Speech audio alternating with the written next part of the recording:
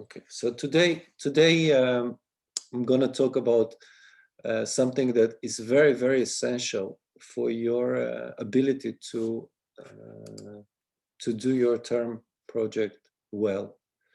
That is, this is what I call visual cliches, and this is not just me who's using that term. Now, Arthur, what is cliche?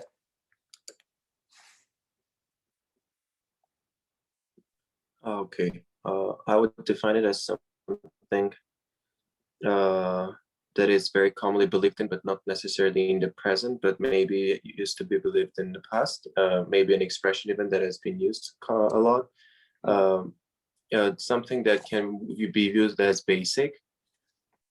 Okay, all right. So Ani? Also probably something that is overused.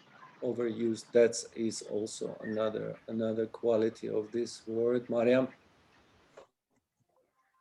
Yeah, something that has exactly like been so much like overused that to an extent that it in fact in a way loses its meaning altogether. Yeah. Because you hear it so much that the next time you hear it, it doesn't even mean anything, doesn't register to as something original or something thoughtful. That's true. And Anush? Sometimes it is defined the synonym of stereotype. Stereotype. Very good. Okay, so as we understand, cliche in literary world it has a negative connotation. It's not something really good, right? So we say well, cliche, it usually means it's not original, it's overused, it's overabused, etc. But in a world of visual cliche, the word cliche, visual cliche, does not have a negative connotation. On the contrary, this is something very useful, and let me explain and show it, explain it to you why. Now, when we look at visual communication, and here in this specific case, we call it graphic design, it has three primary roles. The first one is to identify, to say something, what it is, where it came from. In this case, it's clearly nice and soft bread. So nice and soft that the girl don't mind using it as a pillow. So she just falls asleep on it. And this is a very clever way.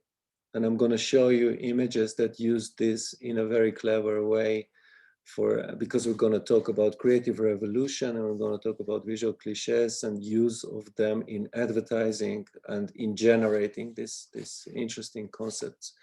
So the first role is to identify, and the second role is to inform and instruct. That's a second role of visual communication. And I want Mariam, when you look at this graphic, what connotations do you get? What is it, the impression that you get from the graphic language? That it's like cancer or something like plague that spreads, and something black that spreads itself to different aspects of life. Yeah, so naturally this is, you see, and this is what we usually call infographics, the graphics that are meant to describe something, right, in detail, inform us about something. And this one is about ISIS, which is the Islamic fundamentalist group. And naturally, the graphic designer and whoever, the art director or whoever did this, picks a language that is appropriate. So yes, it has a feeling of something, dark about this, certainly, right? So it's also complicated, sophisticated. There are a lot of interlinks, a lot of interconnections between different countries. Naturally, it's a big organization, right? So they go on and use a fitting graphic language for that. And the third role is to present and promote. Now, to make a message memorable. I love this ad because I think this is one of the best things done in advertising, right? This is an ad for a stocking, and stocking naturally so dark that the poor guy thinks a plant is actually the teller in a bank, so he's just pointing the gun in a very wrong direction, right? And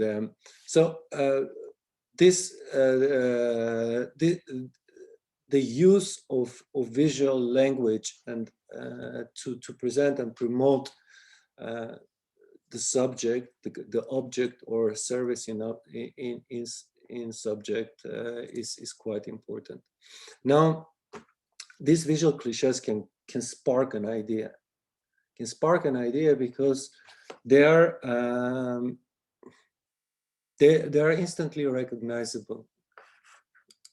Of course, naturally, if you see this, I mean, they're of course building on a knowledge that we already have. But if you look at the one, the image in the middle, you know, with the guy who's got this pen stuck in his pocket, and there is this bright spot beneath, and the pen is naturally is a pen that removes spots. You know, it's a spot removal pen from Tide, which is a very large manufacturer of washing powder, etc., and cleaning equipment. And so this is it immediately makes you understand what's going on. I mean, this is a use of a cliche. Now, and the cliche and the image next to it is simply a skeleton, which is another visual cliche that symbolizes something that is extinct, that is not alive anymore, is dead, right? So this is how it works in this particular case. Now, these two examples are also very good, right? Because when you put an image together that's got this strong connotation, and I talk particularly about the one on the right, which is the anti-drug campaign coming from Spain, and the copy says, "Drug create a huge hole in your life."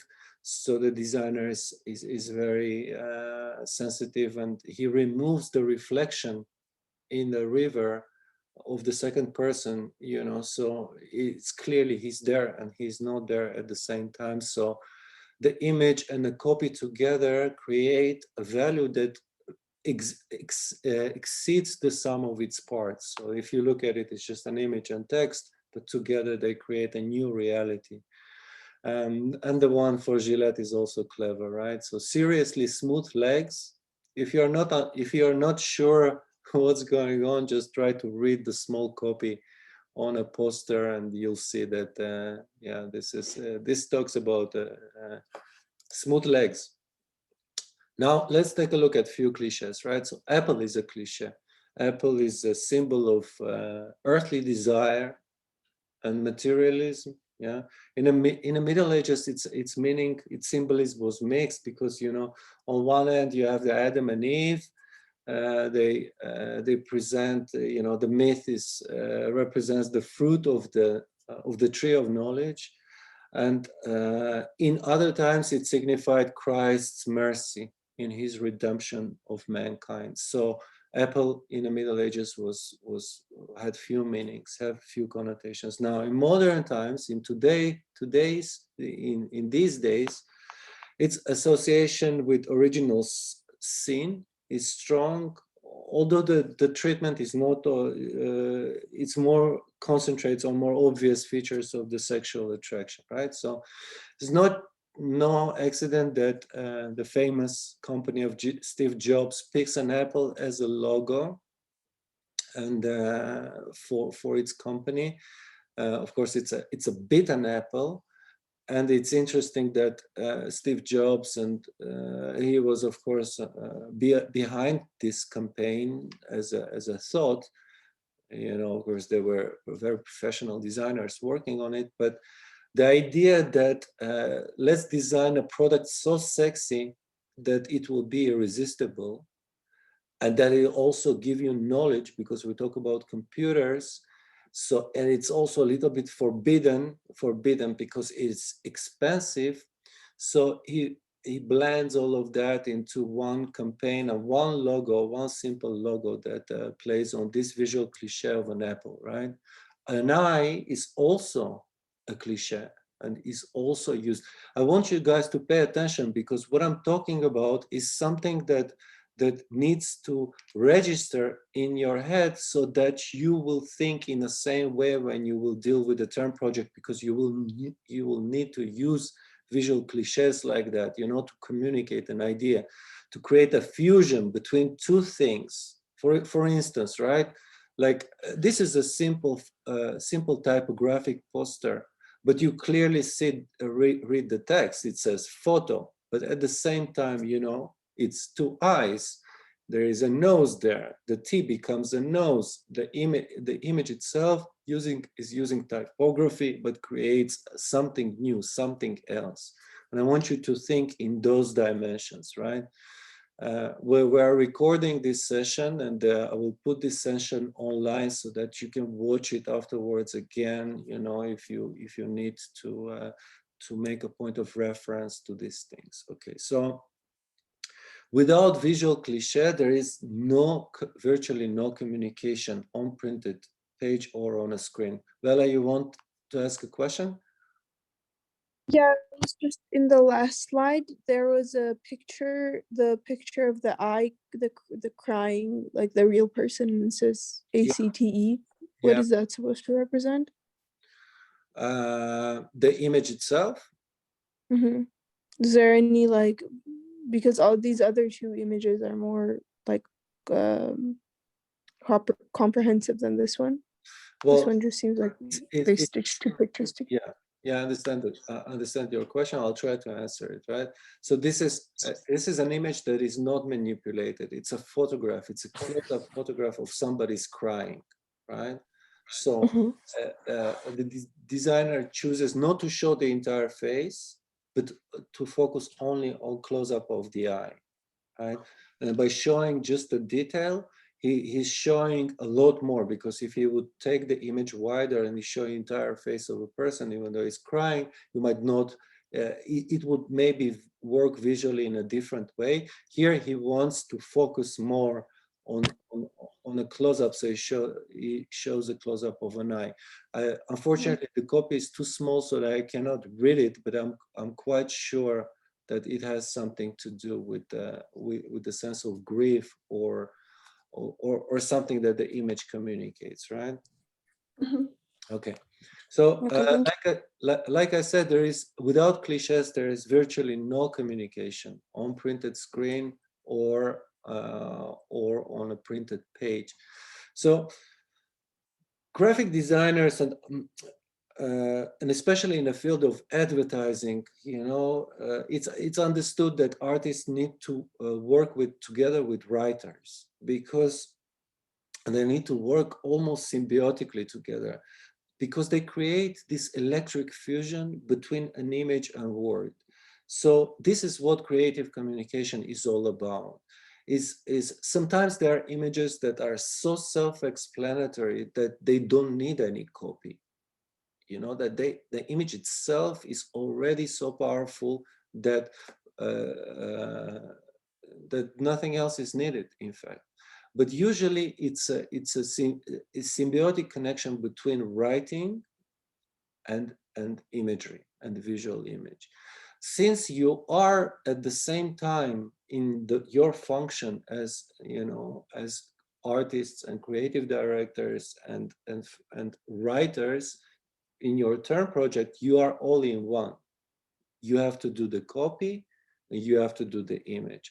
So you need to think as a copywriter, and you also need to think as a designer, as an artist. So these two things, two functions, which are usually a little bit separated in the real world, you combine them in your when you do your term project. So, you know, in the beginning,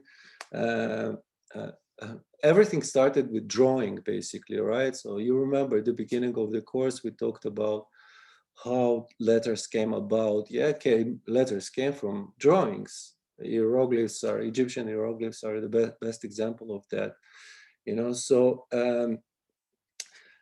the language developed over time, and this little bit, this cliches, this remainders of visual, of images in words, you know, became buried in our memory.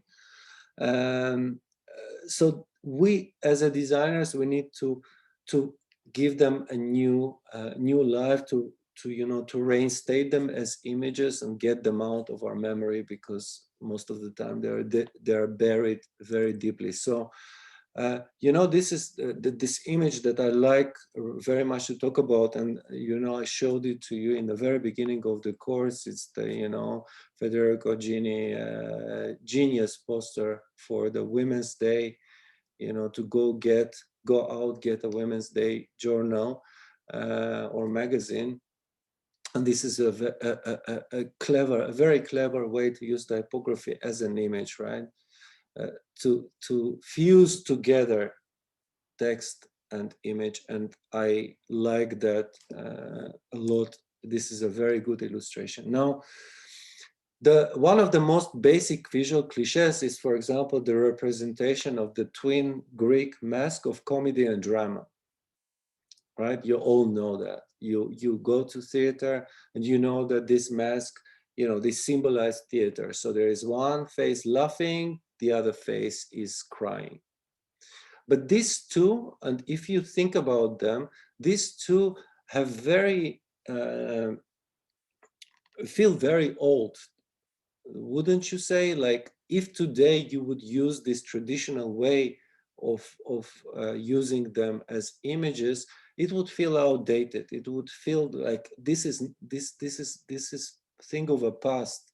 It's difficult to make it relevant to today. But look at for example, the treatment of the same subject done by a great Persian designer. On the right, you see the Isfahan Theater Festival for Children and young adults. So it takes the same concept, it makes it so lively, makes it so unique, it doesn't feel old anymore, but it still plays on the same cliche, laughter and sadness and laughter. So it connects it's using this cliche to communicate theater, because this is a festival for a theater. And the point being is that graphic design is a language. And like language, any other language has vocabulary, grammar, syntax, rhetoric. All of that is also in graphic design, is in visual communication. We have language, it has vocabulary. That vocabulary are those cliches that we're using, the visual cliches, and grammar and syntax and rhetoric, and all of that is there in the visual world. Now, heart is usually, right, it's representing love and affection, yeah. Countless, used, overused, abused. This is one of the most overused cliches in a visual world.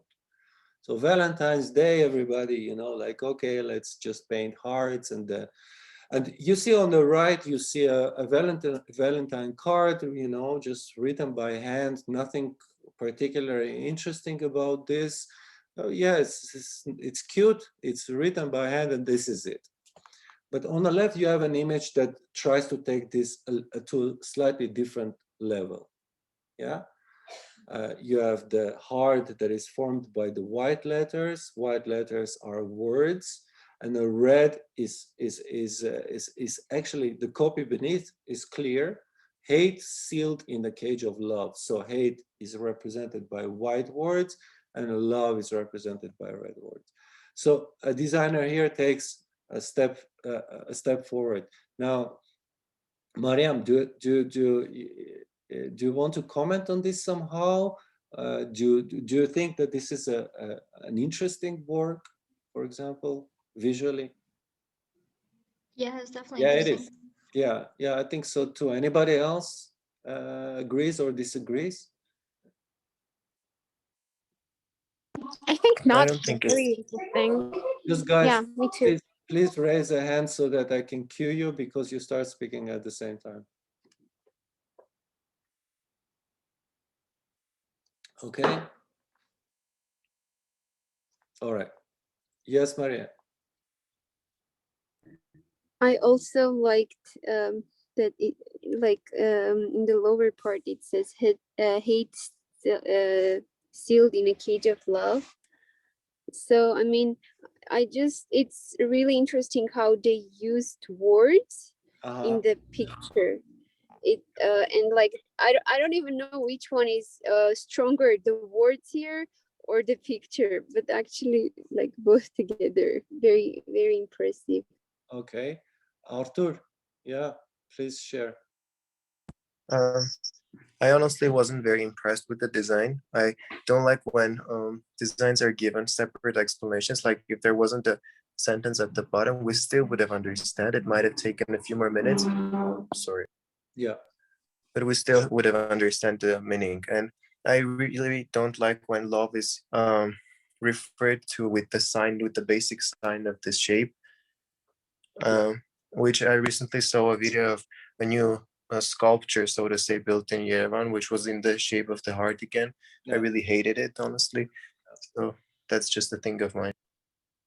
Yeah, well, you know, you can agree with Arthur in terms of, you know, whether you like the using heart to, you know, the shape of a heart to represent something that is related to love.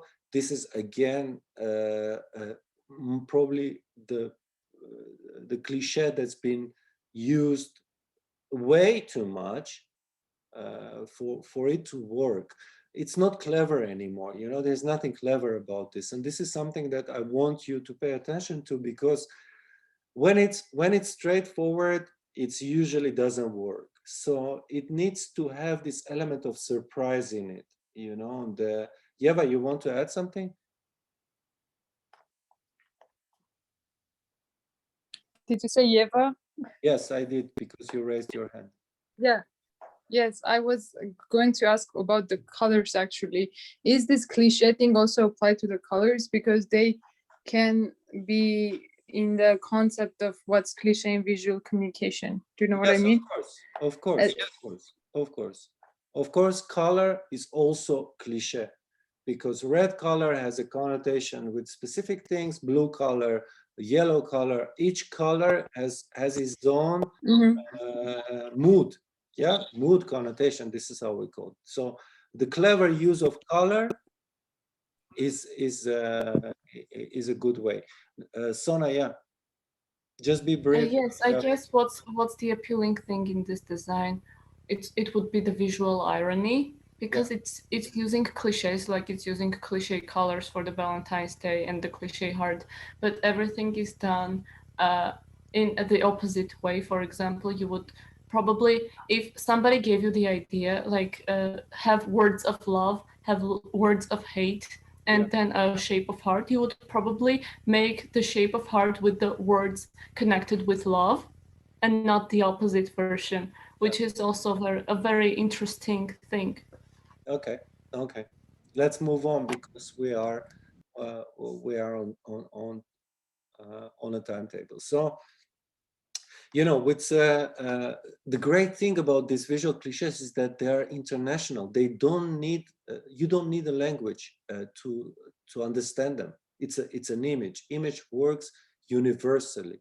I told you that in the beginning of the course, and this is the greatest part about visual communication, is that it recognizes no boundaries of no national boundaries. Of course, it is in some way always relying on something that we already know, right? So let's say this is a poster for the tragedy of Shakespeare. This is Macbeth, right?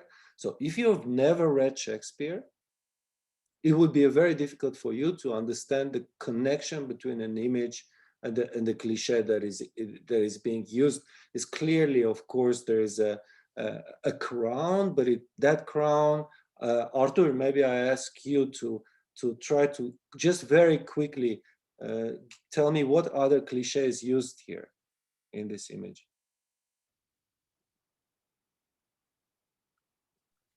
Except the crown. Except the crown. What else is here? No?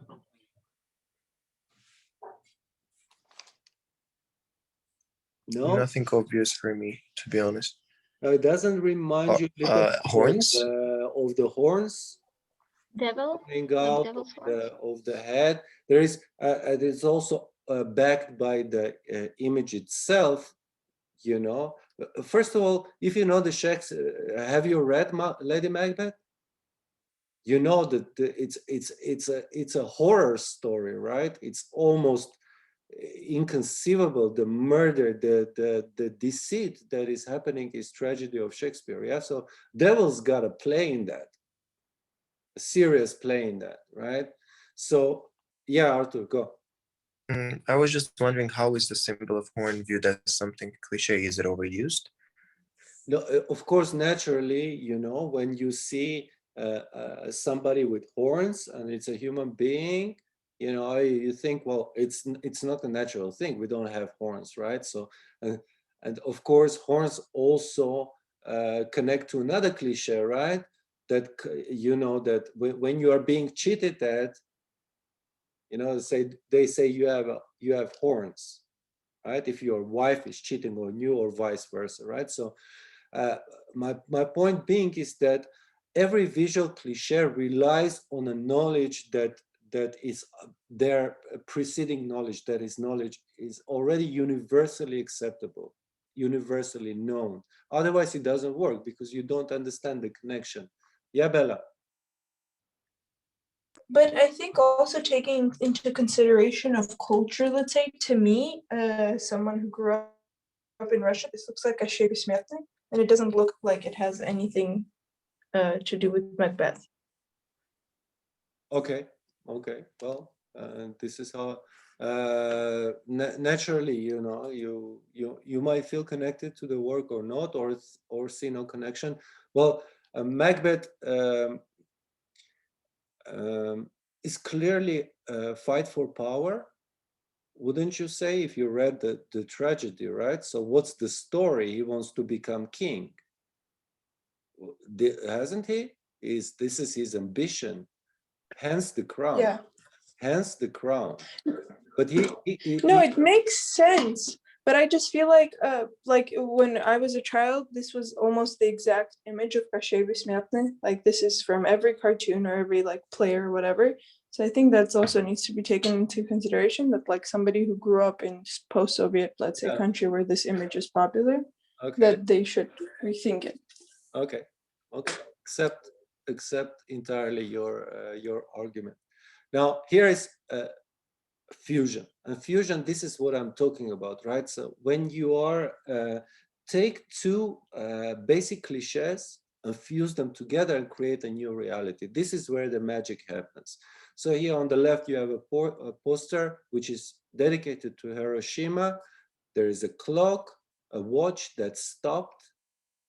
There is a clay that is melted that symbolizes, you know, the effect, what happens when atomic explosion happens. So everything melts down, the time stops, right? So he takes two visual cliches, melts them together, fuses them together, creates a new reality. And the one on the right is a comment on Olympic Games assassination. And you know, this is a time bomb.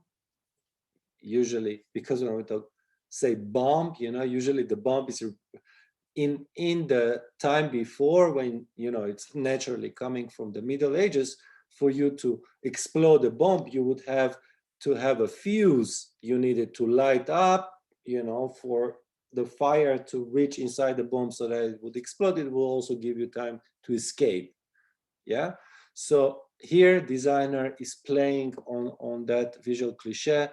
And of course, it's Olympic rings. So there you go. It's an assassination of Israeli athletes during the Munich Games in Germany, when, you know, Palestinian terrorists kidnapped and killed Israeli athletes. So this is it happened during the Olympic Games. So this is the design that comes with it. Now, I love this work, and this is one of my favorites, absolute favorites, this image. Now, it's an article and a radio show on CBS News that talks about Black, it's a series on Black history, okay? And look what the art director does. It takes a black, so I'm not gonna explain the image to you. Somebody wants to explain this to me? First of all, tell me, is it good? Yes, it's very eye-catching. It's very eye-catching. What else is there, Bella? It's the contrast of black and white, the fact that they chose to do that with the image and then paint white over that man's face. Yeah. Which is like, if you could interpret it as like a symbolic thing, maybe the United States is made up of different colors, and and the flag is also of different colors, and instead they choose to paint it black and white just to look at the situation, whether you are racist or are not. Mm-hmm. Okay, interesting, Mariam. Also, as Bella was saying, I thought maybe like even like how a black man is painted with white, it's like he needs to adapt and act more like white people in order to be accepted and be promoted and sort of go up the social ladder. Just like oftentimes like women have to act like men the Okay. same. Okay. Arthur. Regardless of the meaning as a visual component, I really see how the eyes are highlighted. You cannot not notice the eyes, even especially the left one. They're just sticking out of the image. I'm curious. Nobody makes a visual connection with the prism bar when the flag is painted in vertical way and those white lines resemble the bars of prison. And black, and the expression on his face is clearly this man is not a very happy man. He's not smiling. So there is, this is a very clever way to use an American flag that creates association with the prison bar and the repressions against the black in America. Yes, Ani. The fact that he's wearing a suit or something that resembles a suit, it really confused me in that sense. I thought that it could be a bar, but now when you see, it's only now that I draw those connections. Okay. Let's move on, guys, because we're short in time. Now, another beautiful, very, very clever way to illustrate a point. So Fuji makes a new camera that is able to see in the dark. Yeah, so they make a new camera, new technology that can shoot in the dark. The copy goes, Fuji had an idea, they take a light bulb, break it. The idea, and of course, light bulb is a cliche for an idea, right? Everybody understands that cliche. Fuji says, I don't need that anymore. Yeah, because we have a camera that can shoot in the dark. So they're using the light bulb as a cliche for an idea, but it's also as a function to light the darkness. But in this case, it's not necessary because the camera itself can shoot in the dark. So this is great. And then on the right, you have an image when American flag is used. This is a space program, American space program. The radio show on an article that talks about that, and then you have the space rocket flying toward the stars. This is very, very clever. Again, very beautiful work. So we have to always remember that every new idea has to be supported by a number of old ideas in order for it to be accepted. If it doesn't have that leaning on the old ideas, the new idea will never click, will never work. It needs to be supported by an old ideas before, right? So designers always introduce new concepts on the back of the old. And this Lego campaign is great. I mean, it's very clever, right? So you have just a simple shape, and then you look at the shadow, and you realize this is a Navy ship. It's a ship sailing, in a sea, and it's very, very clever work. I like it a lot. Now, another cliche is an arm, right? So arm is a cliche that is always used for strength, resilience. It's a popular symbol of industrial power because we work with our hands, right? So we use our hands to create things in industries. And it's also business relations. Yeah, so we always like this overused cliche of two hands shaking, two men shaking hands. That's a cliche that's been used a lot to symbolize, business relations, etc. So arm is another powerful cliche. Now, cut-ups, when we take an image and we start slicing it up, right? So it's, we fragment something, break it apart. That's a technique that you can use when you have an idea that can go with it, right? So sometimes it can just create a visually interesting arrangement, but it's great when it's connected to an idea, as in an image on the right, when you have the anatomy of murder. So you clearly see the shape of a man, right? Who's, it's usually the markings that are done after a human being has been dead, right? So they take a chalk and they mark the position of the body on the floor. So he's dissected, he's put in, he's cut up, he put into pieces, and then very beautiful typography is used, handwritten typography is used to illustrate, to complete it. Now, body language is another important technique that we use, because body language can express a lot, right?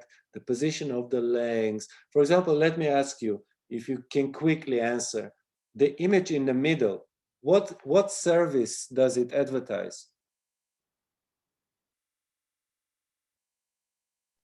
Audiobooks?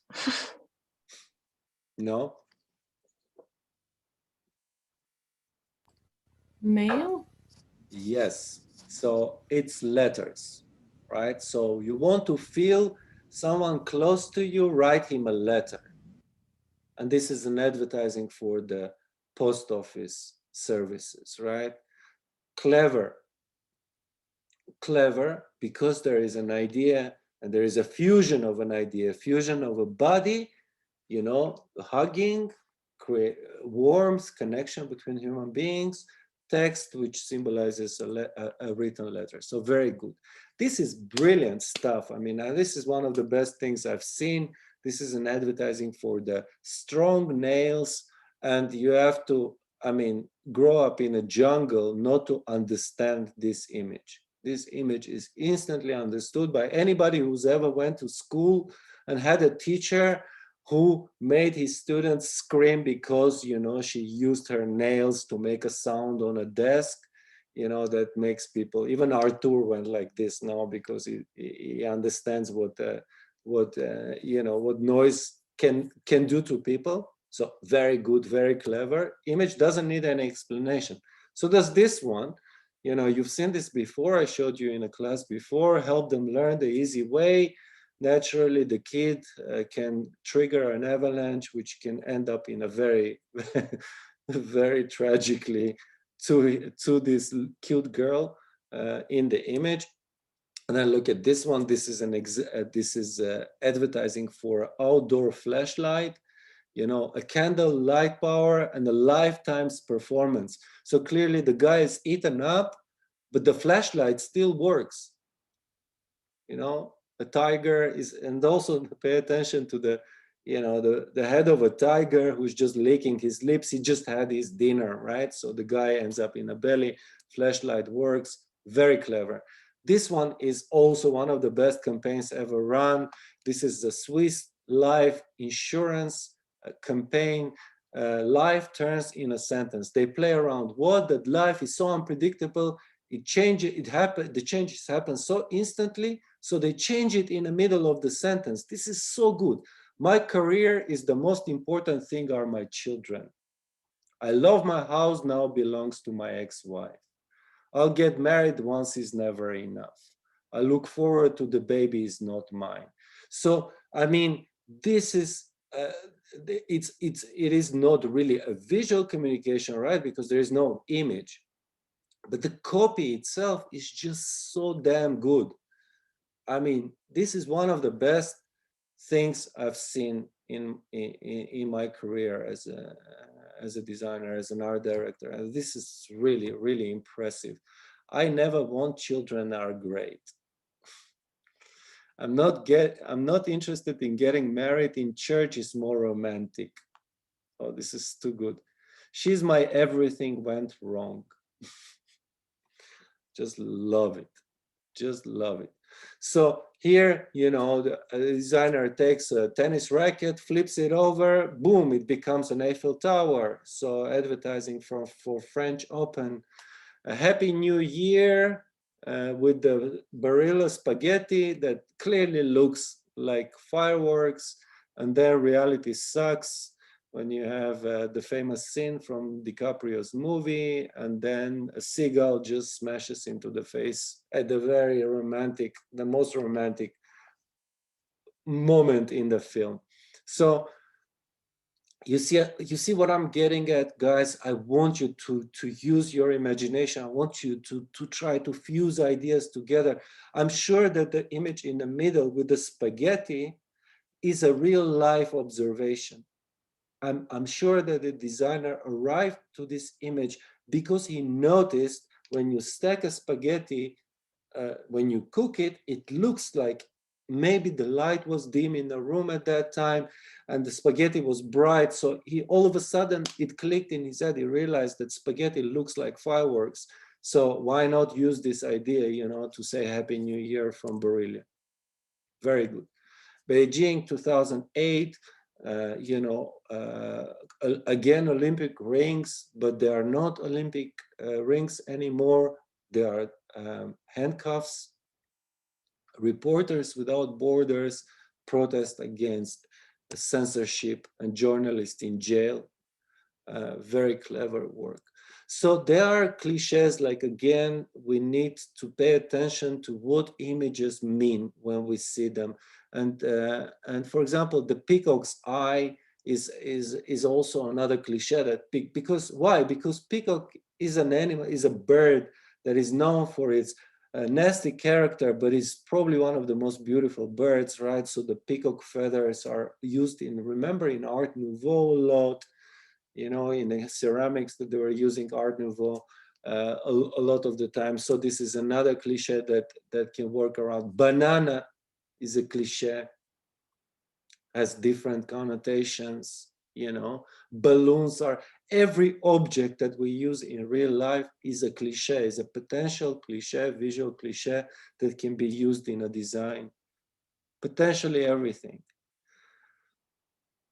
Blackboard, I don't know, blackmail lettering, you know, when people want to blackmail someone and they never use a handwriting because it can be recognized. So they take a scissors and they cut up letters and they paste the message from a, that's clear cliche. By the way, also the technique you're gonna have to use for your poster, yeah, because you're gonna use a text. So you're gonna need to use letters. How to do it? You're gonna take old prints, slice them up and compose a text from different letters. So on and so forth, plenty of visual material out there, you know, bells, film, well, I can go on forever showing you different things. Now, since I have just few more minutes left, let me just show you one thing very quickly. Now, cars in 1950s and 60s were not just the way to get kids to school, you know. There were power statements. There are statements, you know, that it's a prestige, it's a muscles on wheels, you know, fashion statements and testosterone boosters. Like French, you know, they designed this absolutely, I think, the most beautiful car ever designed. This is Citroën DS 19. From 1955 to 75, this car was produced. It looks like a submarine. It's absolutely incredible in design. If you look the way, the attention to the detail. By the way, DS is another pun on a French word, this, which means goddess. They knew it's a thing of beauty. They are designing so beautiful that they gave it, you know, a pun on a design, call it DS. Now, it was a gamble, but it paid off. They sold 1.3 million copies of this car in 10 years. It's one of the most beautiful designed cars in the world. Now, these are French, and for French, style is important. But what about Germans? I mean, Germans design a car, and this is the, you know, the famous Beetle. But this car was designed by Ferdinand Porsche in Germany, in Nazi Germany, Hitler had a part to play in designing of this car. This was a Nazi car. Now, Volkswagen wanted to sell this car in America. How the hell do you sell a Nazi car in a post-war Jewish town, New York? How do you do that?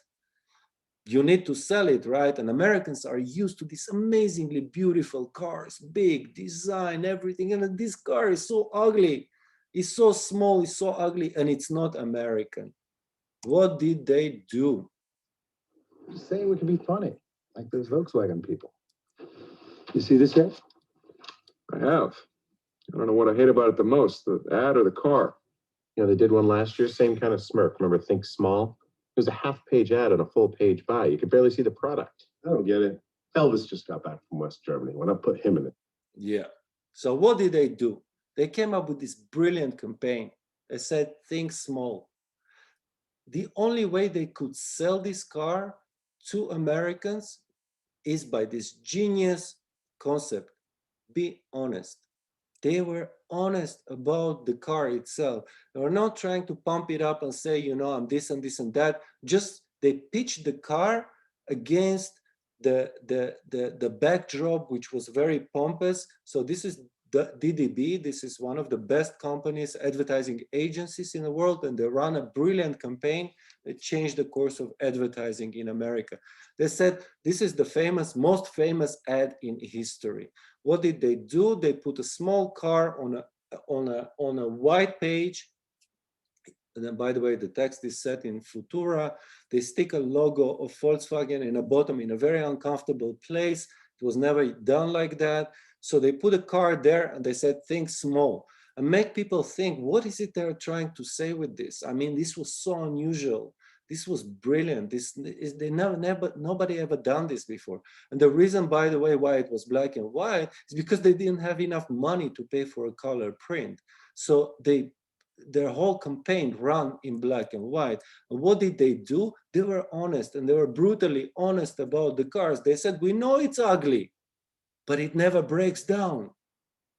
You know, when your beautiful big American cars, you drive them, you go to garage all the time, but this car never changes. The design is never changing. It's the same thing. It's reliable. They turned German car, which was hated because it was, you know, Volkswagen. And America just recovered from the war. They managed to do something impossible. They sold a Nazi car to American people. Incredible. One of the best campaigns run in history, and something that changed the course of advertising forever. Even to the point that sometimes they didn't even need to show the car anymore. It's ugly, but it gets you there. So they put an image. There's no car here. There's only Volkswagen logo. But it works because the layout became so familiar to people. They were cutting these ads from a newspaper, saving them, because they were constantly talking about that. And by the way, Mad Men show is all about these creative geniuses that were working in New York at that time and produced this marvelous visual campaign for Volkswagen. Still uses the same layout, guys.